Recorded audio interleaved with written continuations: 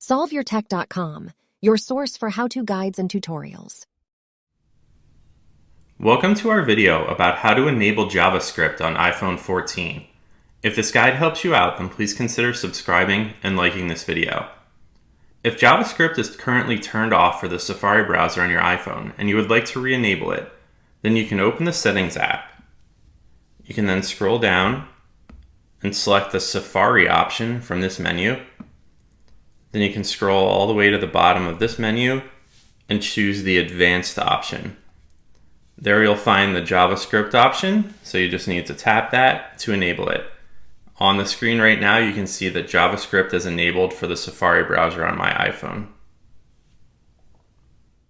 Make sure to like this video and subscribe to our channel to see more tech guides like this one. For additional information on this topic and to read the entire article, click the link in the description to visit solveyourtech.com.